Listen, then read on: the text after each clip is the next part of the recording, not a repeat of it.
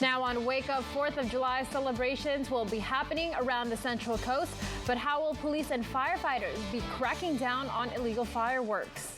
And we are waking up to widespread low clouds across the Central Coast. I'll let you know if they'll be sticking around for those 4th of July celebrations. Plus, the Santa Cruz Metro service just got more money, which means more zero-emission buses rolling in Santa Cruz County.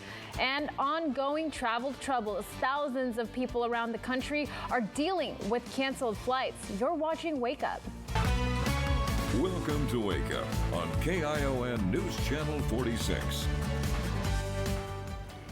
Good Tuesday morning to you. Happy 4th of July. Thanks for waking up with us. I'm Anna Terea. Now, before we get to your top stories this morning, let's get a check of that holiday forecast and how things will be looking like. Here's our meteorologist, Erica Bertin. Good morning, Erica. Good morning. Well, I hate to be the bearer of bad news, but we are going to see more clouds around the coast today. So if you have those fireworks celebrations, well, you might be seeing some splashes of light in those low clouds. Different story inland, though. But before we get to those celebrations, let's go ahead and take a look at what we are seeing right now. Oh, I'm going to jump ahead to the temperatures. Just kidding. Let's go backwards here if I can. There we go. Widespread low clouds taking over the coast. We're seeing those low clouds in the Salinas Valley up into the Hollister and Santa Clara Valley. Difference between these low clouds compared to yesterday, they're not being as compressed, so they're not as low to the ground. So yes, we will see some patchy fog out there, but it's going to be for those higher elevations, places like Highway 17, Pacheco Pass. And because these are higher base low clouds, they are spilling over some of our hills a little bit as well. Thus, they're a little bit more widespread compared to yesterday morning. And they're going to be sticking around the coast most of the day today. But with those low clouds in place, temperatures are very comfortable. We're sitting in those mid-50s across the coast, mid-50s for the valleys as well. Still seeing some upper 60s, even some 70s on those peaks. But we have that cool down. It already started yesterday. We're going to see cooler temperatures yet again today. And then we'll start to even out, but I'll have your full forecast and what you can expect in just a bit. All right, thanks so much for that, Erica. Well, today is Independence Day, which means you'll hear or see a lot of fireworks going off today. And both police and firefighters on the Central Coast will be out tonight cracking down on illegal fireworks. KION's Carl Cook is live for us now by the Salinas Fire Department. Carl, how will they be working to keep the community safe tonight? And so today, police and firefighters are working together with the sole purpose of enforcing catching illegal fireworks and stopping them from going off today. Now, just last week, Greenfield had responded to 4 different fires, with one of them believed to be sparked by illegal fireworks. The fire department wants to be sure that everyone is safe this year, and parents also want to make sure that their kids don't get hurt too. And advise them to, if they're going to light off fireworks, to have a bucket filled with water so they can properly dispose of the discarded firework that has the proper state fire marshal seal. Their parents should be there because they're not well prepared to light off fireworks, because then they end up doing things they're not supposed to. Now, Greenfield firefighters say that they're also staffing up on an extra engine today. And if you're caught with illegal fireworks, you could face a fine up to $50,000. Now, if anybody in the community sees any illegal fireworks, they are encouraged to contact their local police. Reporting for Wake Up, I'm Carl Cook, KION News Channel 46. Thanks so much for that, Carl. And firefighters and police will also be out at the 4th of July celebrations. Right now, fireworks stands in Salinas are selling their safe and sane fireworks, and it's in an effort to raise money for their causes. The money from these stands will benefit schools and local nonprofits. The TNT fireworks stand near Nob Hill Foods is raising funds to help Notre Dame High School. Meanwhile, the Phantom fireworks stands by Lucky's is using their proceeds to benefit baseball player Ernie Camacho's Education Foundation. We give scholarships to kids that are needy. You don't necessarily have to, the needy could go a long way beside financially stable or not. That we read their application, they work hard.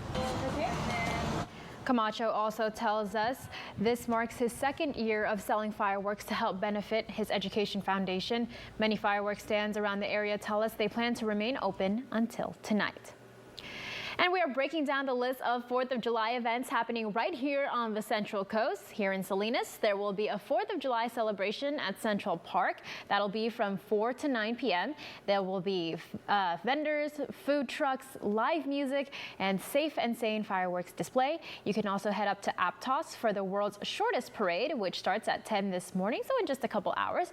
You can also check out Hollister's 4th of July Kitty Parade. That's also kicking off at 10 a.m. And for a full list of Independence Day events, you can head to our website, newschannel46.com.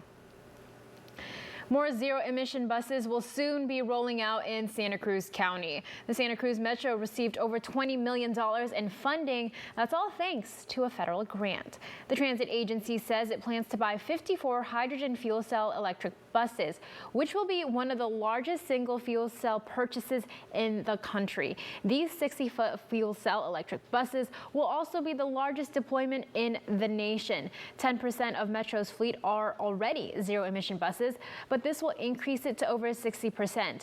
The transit agency's goal is to make its fleet 100% zero emission by 2027. We've been dealing with a lot of diesel, old buses, old seats. So a great opportunity for our community. It's a great way for the public to participate in something that we all care about, which is preserving our environment. We're doing that by riding zero-emission buses and also having the opportunity to donate to the environment. Santa Cruz Metro was one of 9 transportation agencies and cities throughout the state to get this funding. A sinkhole that appeared near Nacimiento Ferguson Road along Highway 1 is all patched up now. Caltrans says the southern closure of Highway 1 will move back to the Limekiln State Park area at 8 this morning. Crews say they repaired the sinkhole and fixed drainage issues at the site. Businesses along the Big Sur coast also remain open. Let's take you outside this morning. Let's take a live look now at our Mount Toro cam. And my goodness, Erica, a sea of clouds despite that pretty orange glow we see in the back. I think you've been talking about it. You have been talking about it. Clouds might affect your firework view this morning. Yeah, certainly around the coast, but if you have those plans inland, you should be able to see those fireworks just fine for those celebrations. And if you have those parades this morning, there are a few going on. We just mentioned those, one around Aptos there. We are going to see temperatures around the coast in those mid-50s. We're not going to be warming up very quickly, remaining only in those upper 50s by 10 a.m. And those clouds are going to be hanging out with us the majority of the morning, especially around the coast. Different story inland. We will see those low clouds gradually start to clear, and by around lunchtime we should start to see sunny conditions for those interior locations. A little bit warmer inland this morning. We will start to see those 60s and mid 60s out there, and that is all thanks to that sun we will be seeing. But again, not as much sun expected around the coast. So for 4th of July, we'll see those coastal clouds, inland sunshine. A cool down though continues today, and then as we head into midweek, we actually start to even out our temperatures. We're not going to see a lot of fluctuation happening there, and really not much change in our weather pattern for the rest of the week. But with that said, we could see some changes as we head into the weekend. Your full forecast coming up.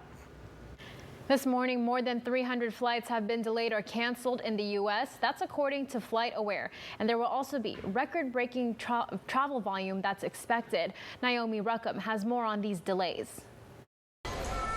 Frustrated travelers are still reeling from flight delays and cancellations this 4th of July. I'm really overwhelmed. This is too much. I just want to get to Los Angeles. Severe weather and staffing shortages caused thousands of flight cancellations and delays over the past 10 days, upending travel plans for millions. Today, more storms are expected to move through the Northeast and the Plains, which could cause even more disruptions. I'm hoping that I traveled the right time here, and I'm hoping that going back is the right time as well. United Airlines says it has dished out 30,000 flyer miles to customers whose flights were canceled or delayed last week. It comes as AAA predicts more than 4 million Americans will take to the skies this July 4th holiday.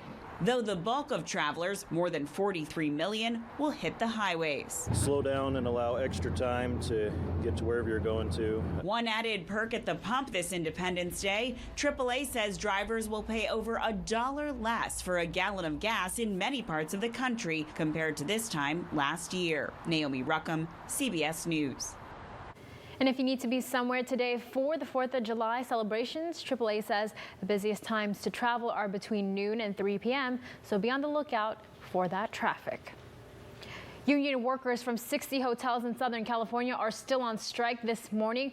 Workers are demanding more pay, better benefits, and working conditions after they say negotiations broke down in April.